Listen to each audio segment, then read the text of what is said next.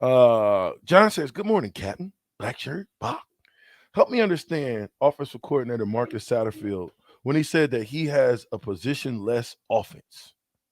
Running backs can play wide receivers can play running back. John, I guess he got versatile guys he can use that touches the ball. But one thing he said that he's gonna open up the offense, like he's gonna, you know, it really sounded like it was gonna be the same old Whipple kind of football, that what kind of approach that he was saying to me when if I misunderstood it wrong. But that's what I'm thinking, that he's trying to, it's like a Whipple 2.0. but is that contradicting what Coach Rule said he wanted to do? Somewhat, but I mean, you've got to follow his hires. I mean, if Satterfield wants to do that, then you bring in, a defensive coordinator that at least has run a 3-3-5. I know they said they're not specifically doing that. And maybe you don't have a base defense one way or the other.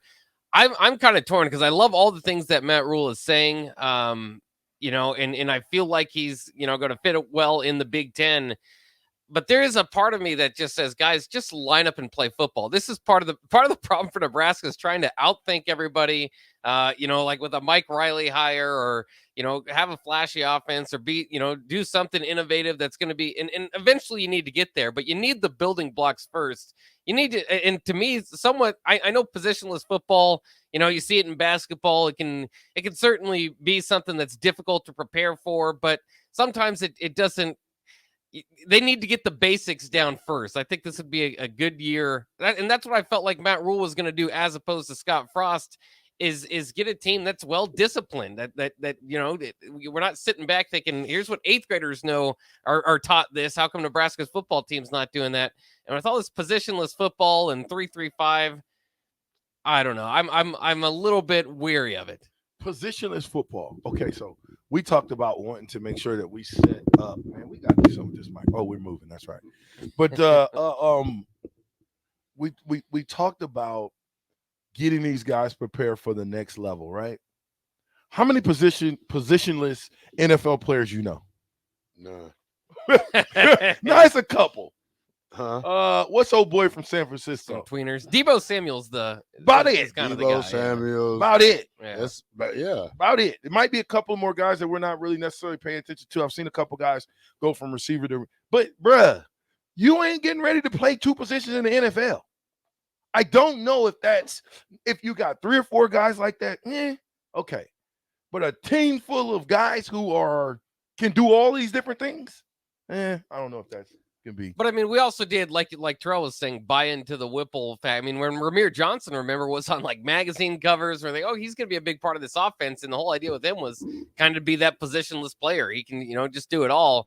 And then he saw like 6 snaps this year before the final game, so it was like, all right, You can't. In order to be a guy like that at a high level, you've got to already come equipped with that, and then you've got to practice at a high level both positions in practice. You cannot go and just be a running back, and then they stick you out at X and be like, "Yeah, go run a post corner." Yeah.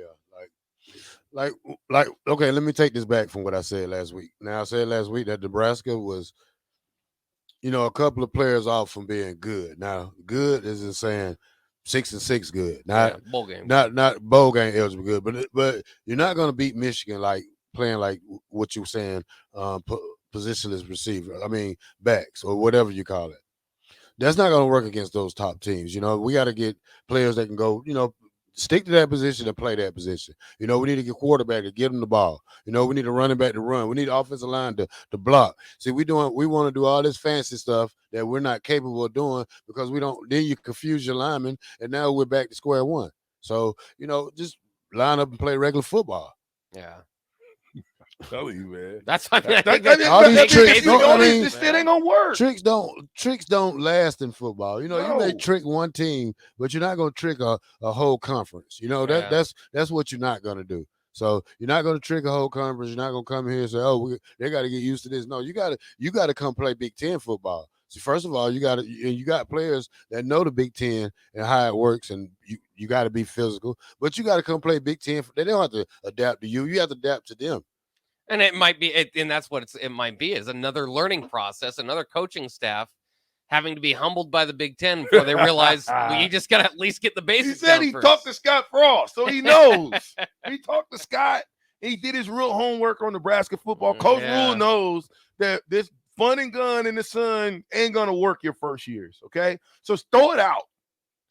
Get guys who are hard-nosed, disciplined football players that love the game, that are disciplined in their working out, that's disciplined in knowing what the heck they're supposed to do, and they give it 150%. Great effort, right? And then let's go play football. Let's stop with this trickery. The trickery ain't gonna work. The Terrell being positionless linebacker. He goes from linebacker to safety to corner. You think that'll ever work? Please. They'll see 43 out there at corner and be like, they don't even care that he know the ball is going. If he has to, and this is no disrespect for Terrell. I believe that Terrell's a great cover guy if he's covering running backs and tight ends and stuff like that. But you put him up against a Tariq Allen, or what's his name? Tariq Hill. What you think you'll do? Sit back just like you are and be like, I might as well just give him the touchdown. You better jam him at the line and say, look out to the defenders behind you. No jam. Yeah. No jam because Tariq Hill's going to take 2 or 3 steps back. Hey, just bear hug him.